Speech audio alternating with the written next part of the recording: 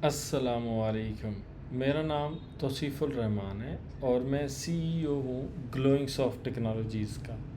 The day I am recording this I have almost 10 years of experience जिसमें मैं software house run कर रहा हूँ। So over by working almost a decade मैंने काफ़ी ज़्यादा ये देखा है कि हमारे सॉफ्टवेयर हाउस के अंदर जब नए एम्प्लॉयज़ आते हैं या जूनियर्स आते हैं या सम हाउ कुछ एक्सपीरियंस लेके लोग आते हैं, तो काफ़ी ज़्यादा चीज़ें ऐसी होती हैं जिनका उनको स्टार्ट में आइडिया नहीं होता। जिसमें यह है कि ऑर्गेनाइजेशन में काम कैसे करना है, अपने कोलीग्स के साथ डिस्कस कैसे करना है, कोलैबोरेट कैसे करना है, क्लाइंट कम्युनिकेशन कैसे करनी है, अपने इन्वायरमेंट का ख्याल कैसे रखना है। सो इन सारी चीज़ों को मद्देनज़र रखते हुए मैंने एक कंप्लीट ट्रेनिंग का आप लोगों के लिए लेके आया हूँ, ताकि जब आप सॉफ्टवेयर हाउस के अंदर आएँ तो अब आप लोगों को इन चीज़ों का आइडिया हो। जो एक कॉमन मिस्टेक्स हैं वो आप ना करें, बल्कि आप अपनी लर्निंग और प्रोडक्टिविटी और डिलीवरी के ऊपर फोकस करें। सो इस चीज़ के लिए मैंने जो फर्स्ट टॉपिक डिस्कस करना है आपके साथ, वो एथिक्स का है। इमेजिन करें कि आप एक सॉफ्टवेयर हाउस के अंदर आपकी इंटर्नशिप हुई है या जॉब हुई है। तो जब आपने वहाँ पे उस सॉफ्टवेयर हाउस के अंदर आप पहुँचे हैं, तो वहाँ पे आपने किन चीज़ों का ख्याल रखना है, कैसे दूसरे लोगों के साथ कोलैबोरेट करना है, ताकि आप लोगों एक प्रॉपर एम्प्लॉय बन सकें और उस कंपनी की तरक्की में अपना रोल प्ले कर सकें। सो सबसे पहली जो चीज़ एथिक्स है, एथिक्स की डेफिनेशन क्या है? Basically ethics is the foundation of professional. अब यहाँ पे हम इसको वर्ड बाय वर्ड समझेंगे। ये इतना इम्पॉर्टेंट टॉपिक है कि आपकी काम करने की सलाहियत, आपको कितनी कोडिंग आती है, डिज़ाइनिंग आती है, वो सारी चीज़ें सबसे बाद में देखी जाएंगी। सबसे पहले ये देखा जाएगा कि आप एथिकली कितने स्ट्रॉन्ग हैं और आपको ये काम कितना आता है। ये सब सारी चीज़ें बाद में आती हैं। सो इसमें आप ये देखें कि ethics is the foundation. Ethics बुनियाद है ऑफ प्रोफेशनल कंडक्ट। जो आप प्रोफेशनली कंडक्ट करने जा रहे हैं, एक प्रोफेशनल इन्वायरमेंट के अंदर जा रहे हैं, एंड रिस्पॉन्सिबल, और आप एक ज़िम्मेदारी लेने वाले हैं डिसीजन मेकिंग। ऑब्वियसली आपने फैसले करने हैं। अब ये कैसे? जब आप किसी प्रोफेशनल इन्वायरमेंट के अंदर जाएंगे तो आप किसी क्रिटिकल स्टेज के ऊपर फंसेंगे।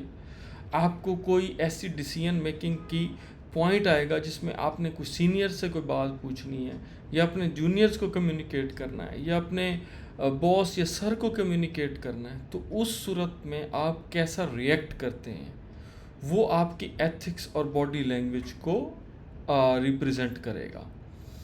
It compasses the values, like जितनी वैल्यूज़ आपको पता होंगी, प्रिंसिपल्स, असूल पता होंगे, एंड स्टैंडर्ड्स, और ज़ाहिर है जो उनकी पैटर्न्स हैं किसी भी कंपनी के, वो अगर आपको पता होंगे,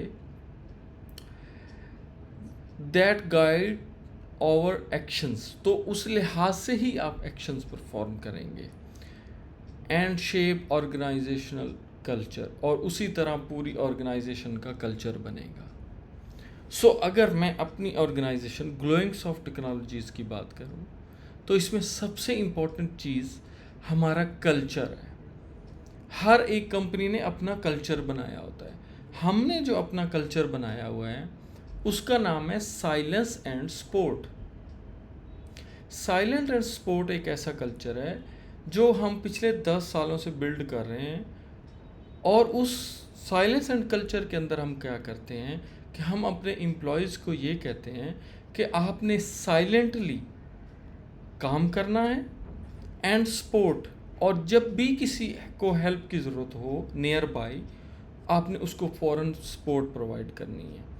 अब वो सपोर्ट वो स्काइप के थ्रू ले सकता है, हमारा ग्लोइंगीफाई टूल के थ्रू ले सकता है, या जो भी हमारा उस वक्त कम्युनिकेशन का मीडियम यूज़ हो रहा है उसके थ्रू ले सकता है।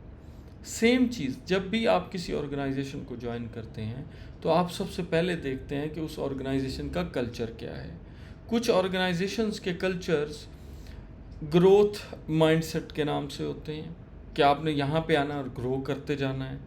सो नाम कुछ भी हो, उसके पीछे एक पूरी स्ट्रेटजी और एक पूरी पिक्चर होगी।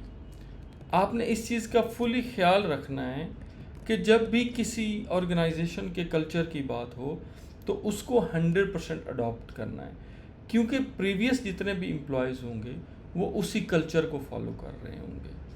हमारी कंपनी में साइलेंट एंड सपोर्ट के कल्चर को फॉलो अप किया जाएगा। एथिकली अगर आप स्ट्रांग होंगे तो आप अच्छा परफॉर्म कर सकेंगे। जब डिफ़िकल्ट सिचुएशन आएगी तो आपको पता होगा मुझे किसको रिस्पॉन्ड करना है, मुझे किस तरह रिएक्ट करना है। अब जब आप ऑफिस में आते हैं, आपका डे 1 होता है, तो सबसे पहले आप ये देखते हैं कि मेरी कंपनी में मैंने रिपोर्ट किसको करना है। आपको HR या प्रोजेक्ट मैनेजर जिसकी भी रिस्पॉन्सिबिलिटी में सबसे पहले आप आएंगे, वो आपको किसी न किसी पर्सन से इंट्रोड्यूस करवाएंगे जो आपको उस ऑर्गेनाइजेशन में लेकर चलेगा। सो सबसे पहले तो आपने उनकी पूरी बात समझनी है, सुननी है कि वो क्या आपको गाइड कर रहे हैं। फिर आपको मुख्तलिफ इक्विपमेंट दिए जाएंगे, लाइक अगर लैपटॉप है, अगर आप टेस्टर हैं तो आपको साथ में मोबाइल मिल रहा है या बाकी जो भी आपको इक्विपमेंट मिलेगा। उसके बाद आपको अकाउंट प्रोवाइड किए जाएंगे जिनको लॉगिन करके आपने यूज़ करना है। फॉर एग्ज़ाम्पल आपका GitHub का अकाउंट, आपका प्रोफेशनल कंपनी का ईमेल अकाउंट, वो सारे अकाउंट्स आपने लेके अपने पास सिक्योर रखने हैं। उनके पासवर्ड्स या किसी भी चीज़ को अपने किसी भी फ्रेंड या किसी के साथ शेयर नहीं करना। फिर आपको एक पोजीशन मिलेगी कि ये मेरी पोजीशन है, यहाँ पर बैठ के मैंने काम करना है और इस पर्सन को मैंने रिस्पॉन्ड करना है। सो सबसे पहले आपने साइलेंस एंड सपोर्ट के कल्चर को अडॉप्ट करना है। आपने बिल्कुल शोर नहीं करना, रफली ऐसे ही फजूल में इधर उधर जाने की ज़रूरत नहीं है। हाँ, अगर आपको कोई क्वेश्चन है तो आप जिस भी पर्सन से आपको कनेक्ट किया गया है, आप फर्स्ट ऑफ ऑल सिर्फ उसी से हेल्प लेंगे, आप किसी भी और पर्सन के पास नहीं जाएंगे। इसके अंदर कुछ और भी चीज़ें हैं जो आपने स्टार्ट में अपनी हैबिट में बिल्ड करनी है, जिसमें ग्लोइंगीफाई के ऊपर चेक इन है, जो कि मैं आपको लेटर ऑन दिखाऊंगा भी कि कैसे आपने उसके अंदर चेक इन करके आपने अपना लॉग करना है टाइम को। फिर जब ब्रेक का टाइम होगा तो आपने ब्रेक इन करना है। जब आपने ब्रेक से वापस आना तो उसको ब्रेक आउट करना है। उसके बाद जब आपने शाम को काम कंप्लीट करना है तो चेकआउट करके जाना है। इन चीज़ों की इम्पोर्टेंस इसलिए है कि उसी से ही आपके अटेंडेंस और आवर्स मार्क्ड होंगे। इन सारी चीज़ों के करने के बाद आपने साथ साथ कुछ और चीज़ों का ख्याल रखना है, जिसमें मोस्ट इम्पॉर्टेंट 2 चीज़ें, जिसका नाम है प्री रिपोर्ट और पोस्ट रिपोर्ट। आपने जिन टास्क पे काम स्टार्ट करना है, आपने अपनी मैनेजमेंट को, जिनके भी अंडर आप काम कर रहे हैं, उनके लिए उनको एक प्री रिपोर्ट देनी है कि आज हम ये चीज़ें कवर करने लगे हैं। अगर आप मैनेजमेंट में हैं, टीम लीड हैं, तो आप अपने और अपने साथ में मेक श्योर करेंगे कि जितने भी लोग आपके अंडर काम कर रहे हैं, आप उन सब की रिपोर्टिंग देंगे। और उसके बाद आती है post report. Post report day and की रिपोर्ट होती है, जिसको आप प्रॉपरली, अगर आप अलोन हैं, मतलब आप जूनियर लेवल पे हैं, तो आप अपने सीनियर को सेंड करेंगे। अगर आप सीनियर लेवल पे हैं तो आप मैनेजमेंट को फर्दर सेंड करेंगे, बाय मेकिंग श्योर कि जितने भी आपके अंडर लोग हैं, जितने भी जूनियर हैं, उन सारों की रिपोर्ट आपने उसमें इंक्लूड करनी है। सो एथिकली कुछ फ्लो इस तरह से होता है कंपनी का नॉर्मली, जिसमें टॉप पे CEO है। CEO के बाद आ जाते हैं आपके पास बिजनेस डेवलपमेंट, बिजनेस एनालिस्ट, ये इस तरह के डिपार्टमेंट आ जाते हैं। उसके साथ रिसर्च का डिपार्टमेंट होता है। उसके बाद आ जाते हैं आपके CTOs और प्रोजेक्ट मैनेजर्स। प्रोजेक्ट मैनेजर्स के नीचे होते हैं टीम लीड्स, टीम लीड्स के नीचे होते हैं एसोसिएट टीम लीड्स, और उसके नीचे आपके सॉफ्टवेयर इंजीनियर्स और एसोसिएट सॉफ्टवेयर इंजीनियर्स होते हैं।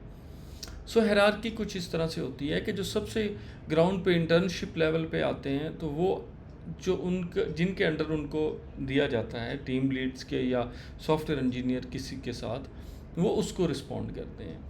फिर एसोसिएट सॉफ्टवेयर इंजीनियर अपने सॉफ्टवेयर इंजीनियर को रिस्पॉन्ड करते हैं जिनके अंडर वो काम कर रहे होते हैं। सॉफ्टवेयर इंजीनियर फिर अपने एसोसिएट टीम लीड को रिस्पॉन्ड करते हैं जो भी टास्क मिलते हैं। एसोसिएट टीम लीड फिर अपने टीम लीड को इन्फॉर्म करता है। टीम लीड फिर प्रोजेक्ट मैनेजर को इन्फॉर्म करता है। Project manager normally success manager के तौर पे भी काम कर रहा होता है, या पॉसिबिलिटी है कि उसके साथ एक और सक्सेस मैनेजर भी काम कर रहा हो। अब सक्सेस मैनेजर और प्रोजेक्ट मैनेजर का काम ये होता है कि वो क्लाइंट को सारा कुछ डिलीवर करते हैं। जो भी रिपोर्ट्स उनको टीम लीड से मिलती हैं वो फिर आगे डिलीवर करते हैं। टॉप से अगर देखा जाए तो सीईओ ओवरऑल बिजनेस को मैनेज कर रहा होता है और normally in my case sales भी कर रहा होता है। साथ में उसके बाद बिजनेस डेवलपर ऑब्वियसली वो बिजनेस ला रहा होता है, सेल्स कर रहा होता है। उसके बाद रिसर्च और बिजनेस एनालिस्ट का डिपार्टमेंट उन प्रोजेक्ट्स को एनालिसिस करते हैं। एनालिसिस करने के बाद, डील लॉक करने के बाद वो रिसर्च एंड डॉक्यूमेंटेशन डिपार्टमेंट को देते हैं। रिसर्च एंड डॉक्यूमेंटेशन का डिपार्टमेंट उसके बाद हमारा एक और यहाँ पे स्टेप है जो रिसर्च के पास ही होता है, उसका नाम होता है मॉकअप एंड वाइट फ्रेमिंग। सबसे पहले हम क्या करते हैं कि जब हम टॉप से बिजनेस डेवलपर हमारा प्रोजेक्ट लेके आता है तो उसके बाद हमारे बिजनेस एनालिस्ट उसकी डॉक्यूमेंटेशन करते हैं। जब डॉक्यूमेंटेशन अप्रूव हो जाती है तो उसके बाद हम उसका मॉकअप बनाते हैं।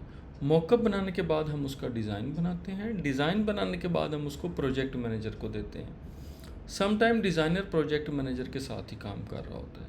सो डॉक्यूमेंटेशन के बाद नॉर्मली प्रोजेक्ट मैनेजर के पास आ जाता है और नीचे पे डिज़ाइनर्स को देना, डेवलपर्स को देना, क्वालिटी एश्योरेंस टीम को मैनेज करना, वो नॉर्मली प्रोजेक्ट मैनेजर का काम होता है।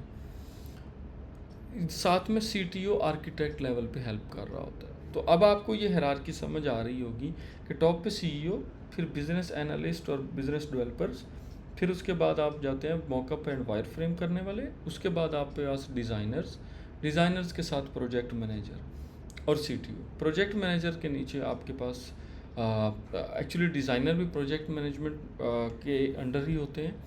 उसके बाद आपके team lead, associate team lead और इस तरह नीचे इंटर्नी तक चलता है। सो ये हायरार्की आपको पता होना इसलिए ज़रूरी है ताकि आपको रिपोर्टिंग का स्ट्रक्चर पता हो कि रिपोर्ट किसको करना है। इन सारे प्रोसेस के दौरान अगर आप एथिकली स्ट्रांग होंगे, प्रोसेसेस का पता होगा, तो आपके लिए चीज़ें मैनेज करना आसान होगी। Thank you for watching this. हम एथिक्स को ही अभी लेके चलेंगे। नेक्स्ट लेक्चर में हम एथिक्स के बारे में फर्दर चीज़ें डिस्कस करेंगे। Thank you.